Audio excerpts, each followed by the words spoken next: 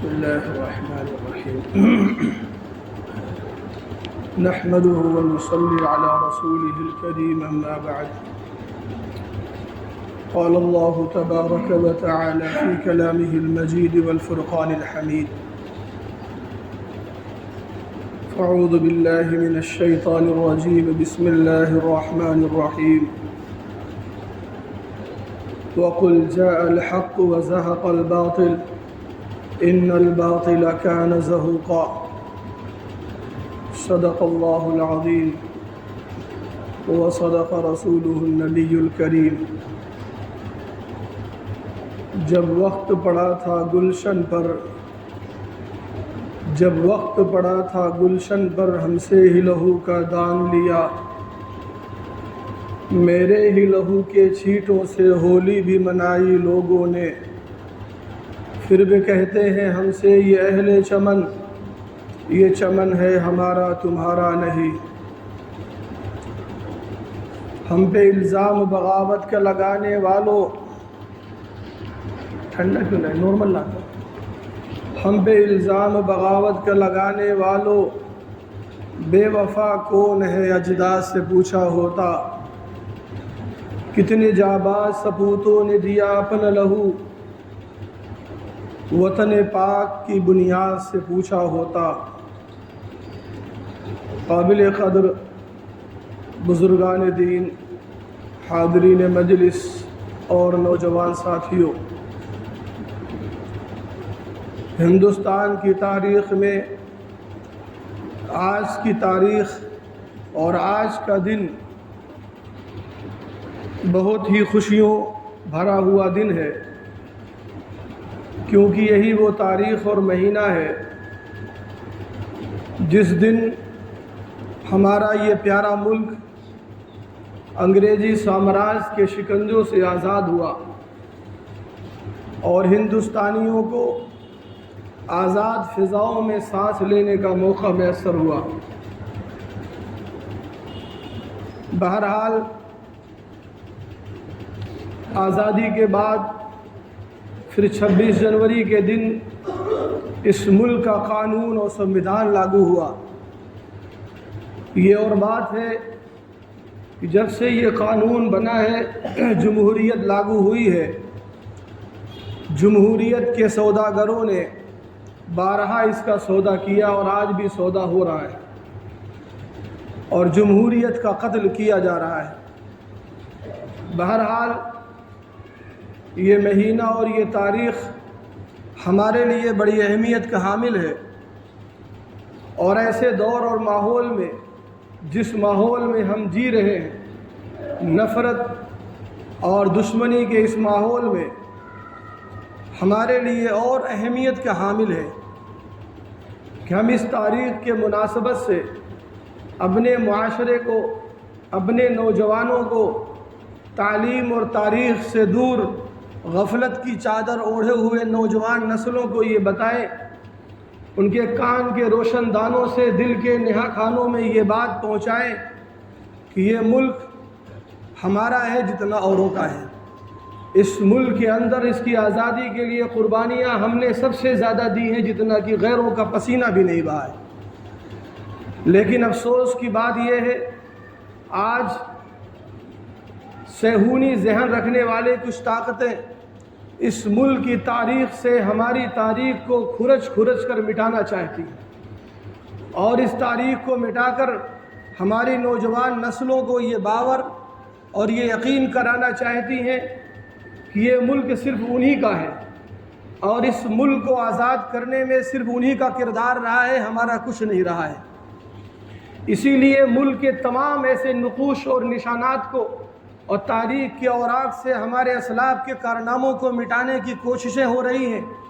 تاکہ ہمارا نوجوان یہ جانے، یہ سمجھے کہ یہ ملک صرف انہی کا ہے، ہمارا نہیں ہے،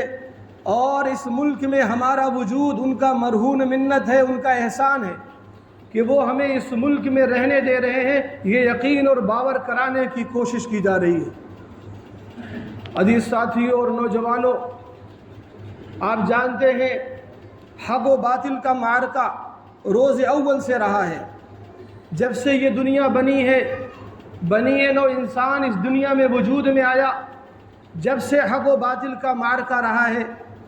حق و باطل کی چپقلش رہی ہے۔ چنانچہ جب شیطان ابلیس آدم علیہ السلام کا سجدہ کرنے سے انکار کر کے باطل کی شکل میں ظاہر ہوا تو حق سیدنا آدم علیہ السلام کے شکل میں ظاہر ہوا۔ چنانچہ جب باطل فرعون اور حامان کی شکل میں ظاہر ہوا تو حق سیدنا موسیٰ علیہ السلام کی شکل میں آیا۔ چنانچہ جب باطل قیصر و کسریٰ کی شکل میں آیا تو حق نبی آخر الزماں جناب محمد الرسول اللہ صلی اللہ علیہ وسلم کی شکل میں آیا۔ باطل جب فتنوں کی شکل میں آیا اور اکبر کے دین الہی کی شکل میں آیا تو حق مجدد الف ثانی شیخ احمد سرہندی کی شکل میں آیا، اور باطل جب انگریز بہادر کی شکل میں آیا تو حق علماء دیوبند کی شکل میں آیا۔ چنانچہ ایسٹ انڈیا کمپنی کے نام سے جب انگریز اس ملک میں آیا، آنے کے بعد اپنی مکاری، عیاری اور چالاکی کی بنیاد پر اس ملک کا مالک بن بیٹھا، اور پھر جب دیکھتے ہی دیکھتے اس ملک کے اصل باشندوں پر ظلم و ستم کے پہاڑ توڑے جانے لگے، ہندوستانیوں کا خون ان کے پسینوں سے بھی زیادہ سستا اور ارزاں ہونے لگا، ہندوستانی دوشیزاؤں اور کنیاؤں کی عصمتیں محفوظ نہیں تھیں، حتیٰ یہ ہندوستان کی سرزمین اپنے وسعت دامانی کے باوجود ہندوستانیوں پر تنگ ہو گئی۔ ایسے نازک دور میں جبکہ یہ کہا جاتا تھا کہ برٹش گورنمنٹ کا سورج کبھی غروب نہیں ہوتا، ایسے دور میں سب سے پہلے اس ظالم حکومت کے خلاف سب سے پہلے جس نے علم بغاوت بلند کیا، علم حریت بلند کیا، وہ انہی مدارس و مساجد پر کے بوریوں پر بیٹھنے والا وطن حریت شاہ عبدالعزیز محدث دہلوی رحمۃ اللہ علیہ تھے۔ شاہ عبدالعزیز محدث دہلوی رحمۃ اللہ علیہ کا فتویٰ کیا تھا؟ ان کا فتویٰ دینا تھا کہ انگریز کے خلاف جہاد کرنا فرض ہے۔ گویا ایک برق بے اما تھا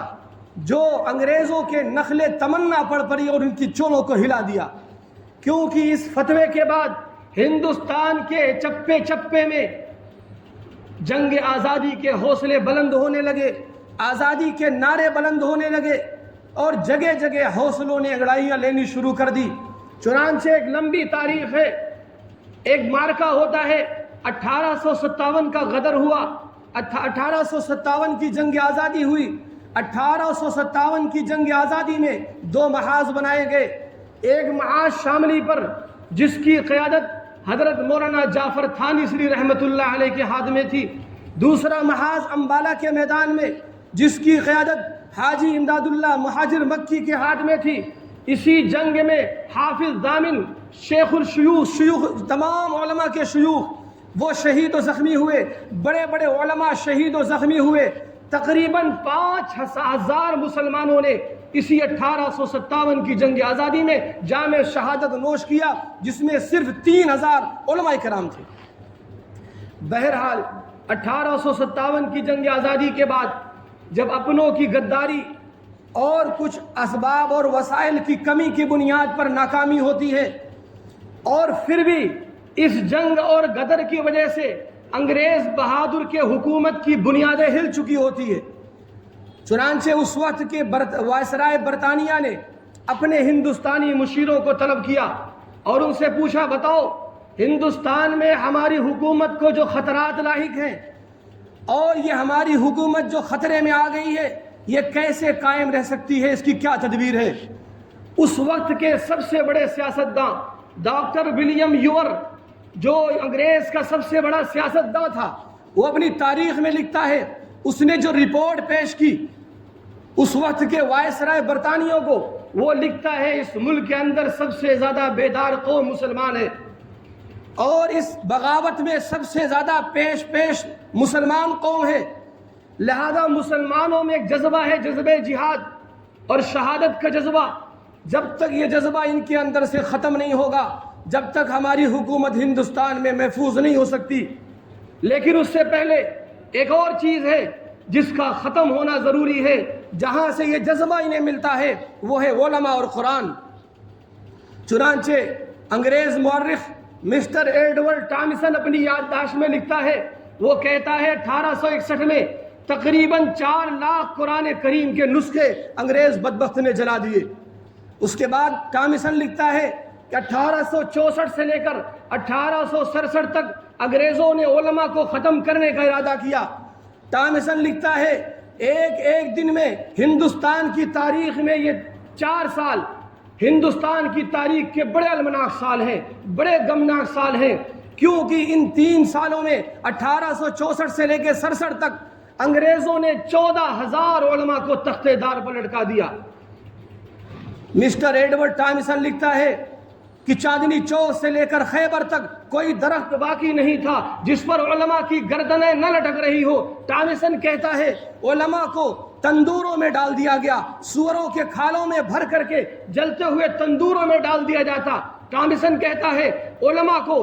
ہاتھیوں پر بیٹھا کر اوپر درختوں سے لٹکا دیا جاتا، نیچے سے ہاتھیوں کو ہکا دیا جاتا۔ ٹامسن کہتا ہے لاہور کی شاہی مسجد میں انگریزوں نے پھانسی کا پھندا قائم کیا تھا، ایک دن میں 80 علماء کو پھانسی دی جاتی۔ ٹامسن کہتا ہے لاہور کی دریا راوی میں ایک دن میں 80 اور سینکڑوں علماء کو بوریوں میں بند کر کے انہیں دریا میں ڈال دیا جاتا، اوپر سے گولیوں کا نشانہ بنا دیا جاتا۔ ٹامسن کہتا ہے جب میں دلی پہنچا، اپنے خیمے میں گیا، مجھے مردار کی بدبو محسوس ہوئی، میں خیمے کے پیچھے گیا، میں کیا دیکھتا ہوں، آگ کے شرارے بلند ہو رہے، آگ کی لپٹیں آسمان کو چھو رہی ہیں۔ 40 علماء کو لایا گیا، ان کے جسم سے کپڑوں کو جدا کیا گیا اور سب کو ان آگ کے شعلوں کے حوالے کر دیا گیا۔ ٹامسن کہتا ہے میرے دیکھتے دیکھتے 40 اور علماء کو لایا گیا اور ان سب کے جسم سے کپڑوں کو اتار دیا گیا۔ انگریزوں نے کہا وہ مولویوں تم میں سے ایک آدمی یہ کہہ دے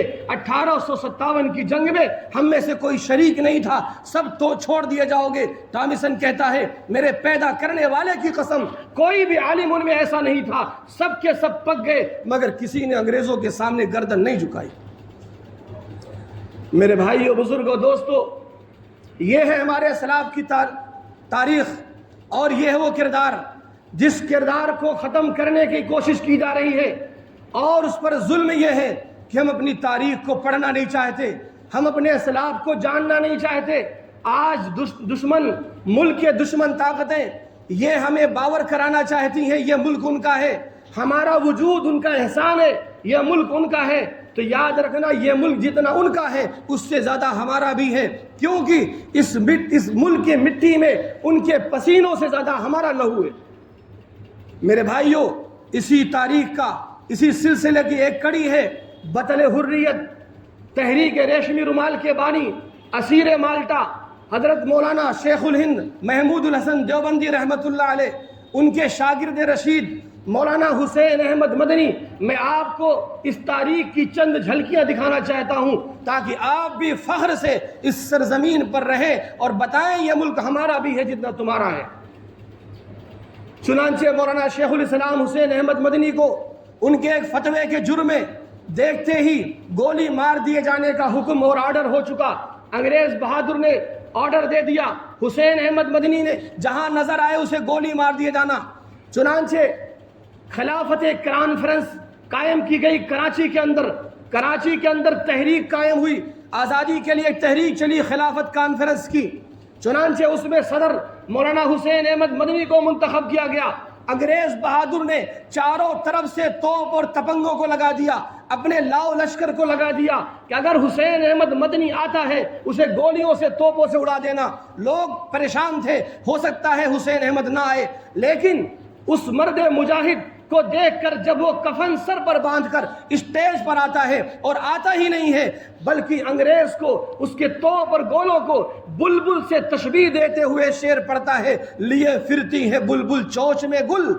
لیے پھرتی ہے بلبل چونچ میں گل، شہید ناز کی تربت کہاں ہے۔ لوگ جوش میں آگے، نعرے گھنٹوں لگتے رہے، انگریز بہادر لبلبی دبانا اور گولے داغنا بھول گیا۔ پھر مولانا نے اپنے اسی فتوے کی طرف اشارہ کرتے ہوئے شعر پڑھا، کھلونا سمجھ کر نہ برباد کرنا، کھلونا سمجھ کر نہ برباد کرنا، ہم بھی کسی کے بنائے ہوئے ہیں، فرنگی کے فوجوں میں حرمت کے فتوے سرے دار چڑھ کر کی گائے ہوئے ہیں، وہ شجر آزادی کے کھودے کے سینچا تو پھل اس کے پکنوں کو آئے ہوئے ہیں۔ میرے بھائیوں، جب اسی فتوے کے جرم میں مولانا حسین احمد مدنی کو گرفتار کر لیا گیا، انگریز جج کے سامنے پیش کیا گیا، انگریز جج نے کہا حسین احمد، ہم نے سنا ہے کہ تم نے انگریز کے خلاف فتویٰ دیا ہے۔ مولانا حسین احمد مدنی نے کہا تو فتوے کی بات کرتا ہے، دیا ہے بات کرتا ہے، کل بھی یہی فتویٰ تھا، آج بھی یہی فتویٰ ہے، کل بھی یہی فتویٰ رہے گا۔ انگریز جج نے کہا حسین احمد تمہیں اس جرم کی سزا معلوم ہے۔ حسین احمد مدنی نے اپنے بیگ سے اور اپنے کفن کے کپڑے کو لے کر آئے تھے اور بھرے جج کے سامنے لہرا دیا، کہا او انگریز جج، تو مجھے سزا سے ڈراتا ہے، دیکھ دیوبند سے چلا تھا، کفن ساتھ لایا تھا، محمد علی جوہر اسی عدالت میں موجود تھے، مولانا حسین محمد مدنی کے قدموں میں گر گئے۔ کہا مولانا حکمتاً بیان بدل دو، آپ جیسے لیڈر کی ملک کو ضرورت ہے، قوم کی ضرورت ہے۔ مولانا حسین احمد مدنی نے مولانا محمد علی جوہر کو جو مخاطب کر کے فرمایا آب زر سے لکھے جانے کے لائق ہے، مولانا نے فرمایا او محمد علی جوہر، آج اگر بیان انگریز کے سامنے بدل گیا، خدا کی قسم ایمان بدل جائے گا۔ یہ ہے ہمارے اسلاف، یہ ہے ہماری کردار، یہ ہے وہ قربانیوں کی جھلک جس کی ایک لمبی داستان و فہرست ہے۔ جاؤ انڈیا گیٹ کے کتبوں کو جا کر پڑھ لو، اس میں دیکھو کتنے مسلمانوں کے نام لکھے ہوئے ہیں۔ لیکن آج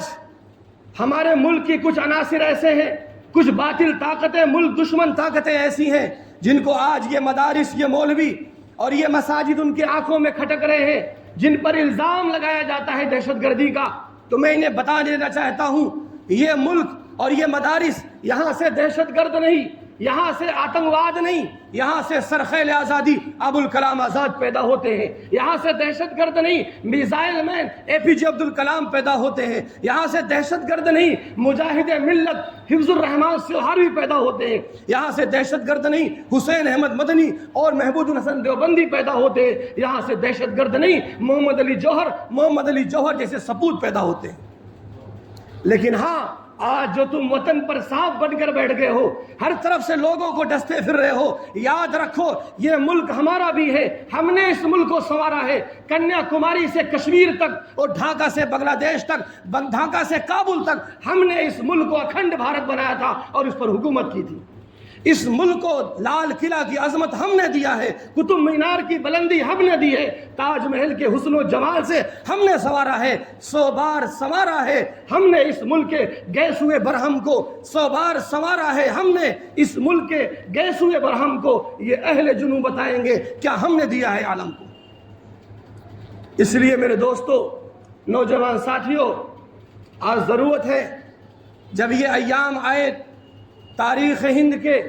آزادی کے یوم جمہوری آئے، اس کو بڑھ چڑھ کر منانا چاہیے اور اپنے تاریخ اور اسلاف کی قربانیوں کو، جہاں دوسروں کی قربانیاں ہم پڑھیں بتائیں، ہمیں اس سے کوئی اعتراض نہیں ہے۔ ہمارے برادران وطن نے بھی ملک کی قربانی میں حصہ لیا ہے، آزاد کرانے میں حصہ لیا ہے، لیکن یہ انصافی نہیں ہے کہ ایک طبقے کو یاد کیا جائے، دوسرے کو فراموش کر کے ذہنی غلام بنانے کی کوشش کی جائے۔ نوجوانوں، رونا دوسرے سے کیا، قصور اپنا ہے۔ آؤ میدان میں تاریخ پڑھو، اپنے آزادی کے عظیم ہیرو اور اپنے تاریخ کے عظیم ناموروں اور ان مجاہدین ملت اور سرخیل آزادی کے تاریخ کو پڑھو، ان کے نام کو زندہ رکھو تاکہ وہ بتائیں کہ تمہارا وجود اس ملک میں کرایہ دار نہیں بلکہ حصے دار ہے۔ ان کے ناموں کو زندہ رکھنے کا ایک ہی طریقہ ہے، ہم اپنا کچھ بھی قائم کریں، ادارہ قائم کریں، کوئی بھی